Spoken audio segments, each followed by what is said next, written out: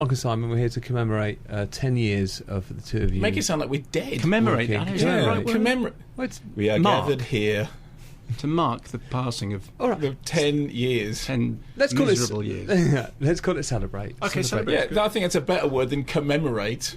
And we're marking it with a month-long series of programmes. It's a year long, isn't it, at least? That's what I signed up for.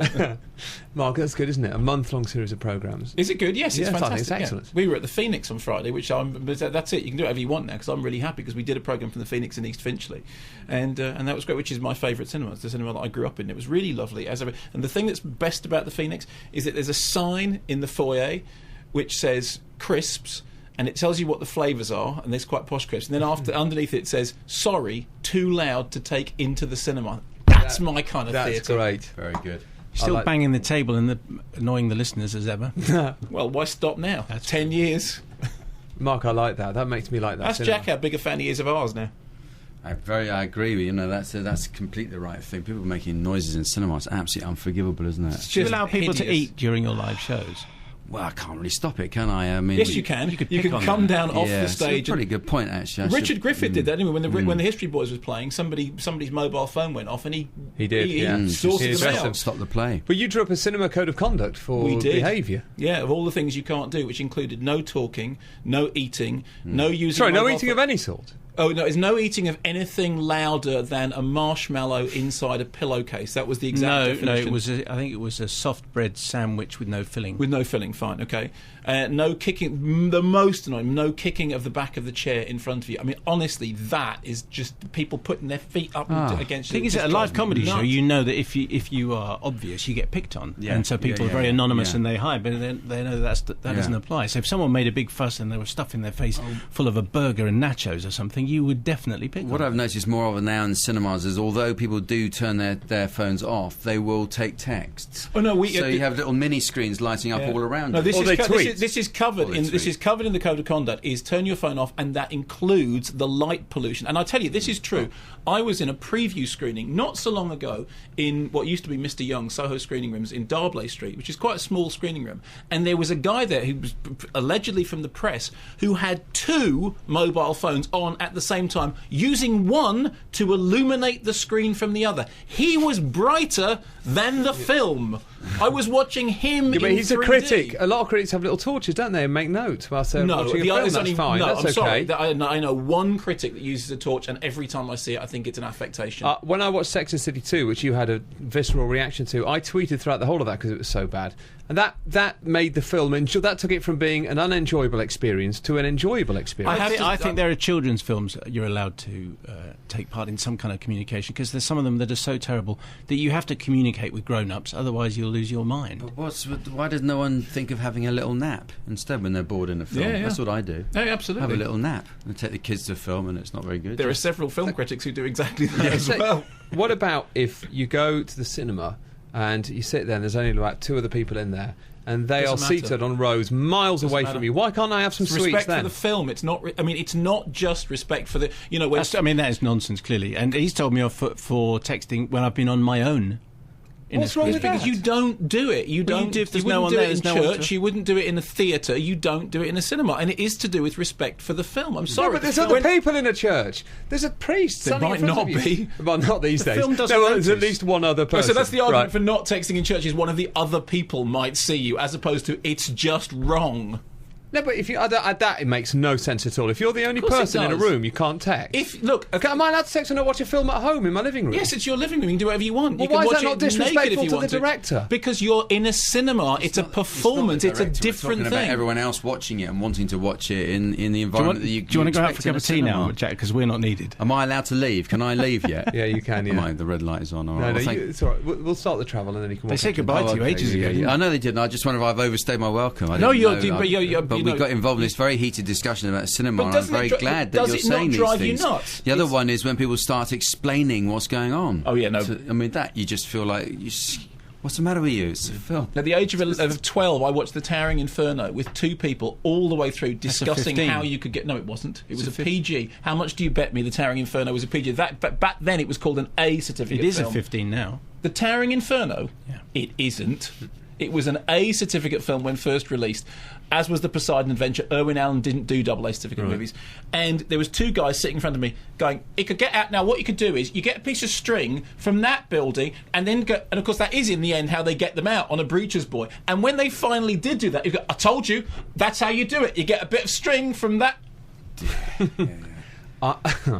I once, you know those screens where you get more than one screen, and I went multiplexes, and I went to see a film that Britney Spears was in to review, and it was some awful film.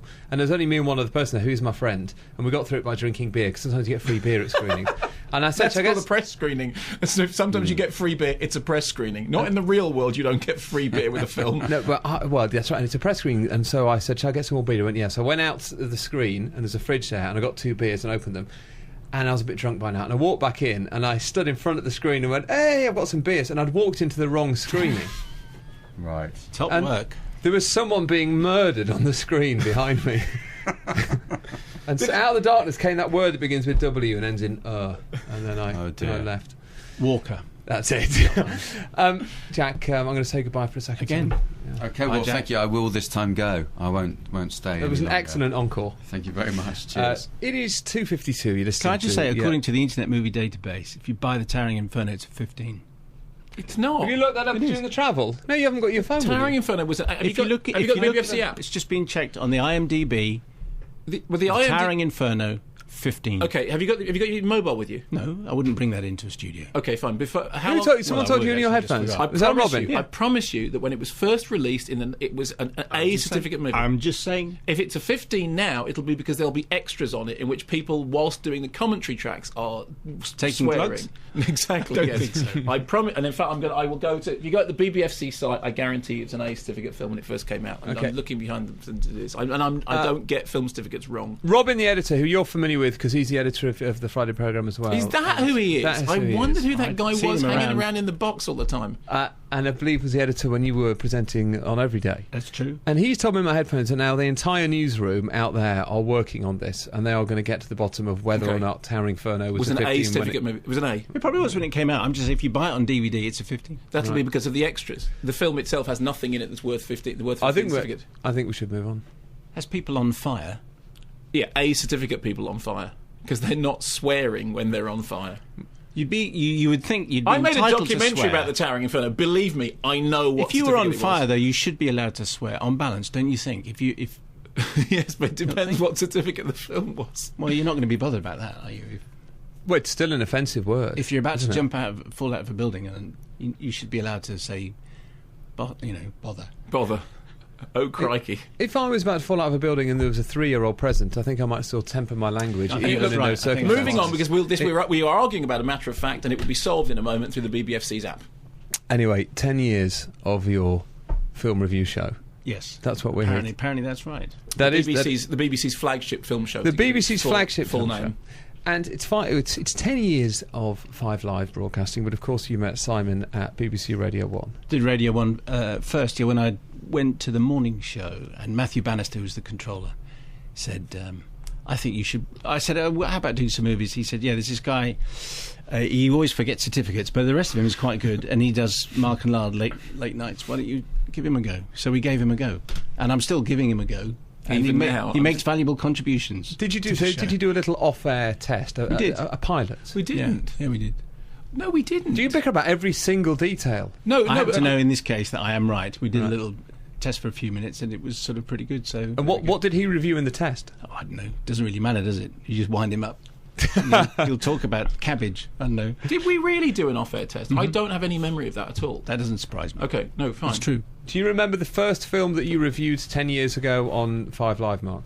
I don't. What I do know is that since we started, because funnily enough, they did a program like a compilation program on the bank holiday yesterday, in which I think there was a bit of audio that sounded like because you said, and coming up a new movie review slot. What I do know, and has been pointed out several times, is during the course of it, there are some things that I've changed my mind about. And the thing that comes up most regularly is that when I think Fly Me to the Moon came out, or a very early 3D film came out, and I confessed to this. I said, you know what, if you're going to go and see it, you might as well see it in 3D. And Simon said, why? I said, well, because, it's 3D. And he went, well, what's good? What does that add? I went, well, it adds another D. So there was I, little knowing that, in fact, this would soon become the bane of my life, because at that point it was just a novelty, just because the film itself was fairly unremarkable. So Don't you like 3D? No, and I must tell you about that more. But so I am on record as having said, hey, go and see it in 3D, before I then realised that it was the death of cinema as we knew it. Let's not go on about 3D too much. There's one thing. The first time that I ever spoke to you about 3D, you made 2 points. One, that you don't think it adds anything to the film. That's fine. Yep. Okay, that's your opinion. Yep. Sure. The other thing you definitely said was that no one goes to the cinema because something's in 3D. Yeah. That's what you said. And that simply isn't true. Okay. That has been borne out to be a false Okay, so here we go. So here's what you need to know. That Mars Needs Mums was the first cataclysmic failure of this century, and happened because families revolted against the 3D. More people went to see Despicable Me, which is a kid-friendly digimation, in 2D than 3D, and even more significantly, Pirates of the Caribbean number 4 opened and was outperformed 2D to 3D by about 56 and to 44%. vast swathes of people went to see, for example, Alice in Wonderland because it was in 3D. And vast swathes of people are now choosing to see 2D. And when they went to Alice in Wonderland, it's because that was what was on. Some people go and see a film because it's in 3D. The novelty's worn off. The tide has turned. I mean, the interesting thing about it was, in the past, we've been arguing about this hypothetically. The fact is, hypothetical times are over. The end days are with us. We are living in the end times now. And when it's you have the finished. stats that prove parts of his argument wrong, you'll just say yes, but everyone else is wrong. So there's no point. It's like arguing with a cabbie. It gets to the point. Arguing with a cabbie? Yeah, there's no point really. Yeah, whatever you say. Okay. I've still not seen a film in 3D, Mark. You see? Yeah. You see? And you're an intelligent... But that's not evidence for anything. So suddenly you're discounting the one person who agrees with me in this room.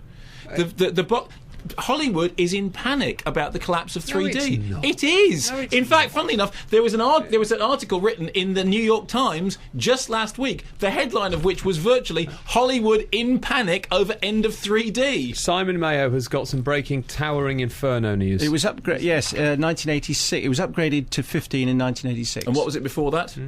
When it came out, it was an A. A. Thank you very much. But now my point is, it's a 15. Contains frequent moderate images of people on fire. That's exactly the point. What's a moderate image of someone on fire? No, hang on. What's the definition of a moderate image of someone on fire? The upgraded certificate is for the video, which means it'll be to do with. Will it be to do with extras? When was it last? There aren't any extras on a video, Mark.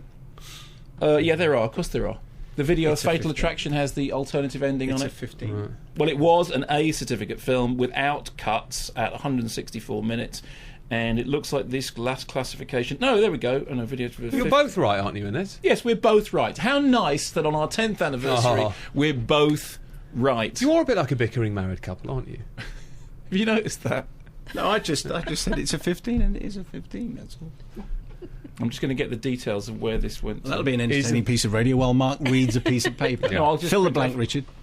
Well, the good news is that the entire news team worked on that for a good 5. Who knows what breaking stories we've missed, whilst the entirety of the Justin will be telling us newsroom. in just a moment, so that's okay. Thank you, Simon. Oh, no, you're wrong. It's a 12 on video. As of 22nd of the 1st, 2010, 12. So that means he is wrong. Yeah, he's wrong. No, what is it now? He's 12. 12. No, look. 12. Look, the date you're looking at wrong. This is the most recent one. It's a 12. Just fade them out. We'll It's take a the 12. news and we'll come back and talk about something else in 5 minutes' time. It's 4 minutes past 3. Good afternoon. Thank you for joining us. TV reviews later. Boyd Hilton and Kevin O'Sullivan will join me for that. We'll look at last night's Britain's Got Talent and we'll preview Corrie. If you saw Simon Cowell return to Britain's Got Talent, your thoughts, 85058, bacon at bbc.co.uk. Mark Kermode. I don't know why you say that looking at me. Because you hate television. Why would I look at you? And well, in the I don't case know. of that particular thing, I don't know. Did you watch that? No, of course not. And Simon Mayo is here as well as we celebrate 10 years, Simon,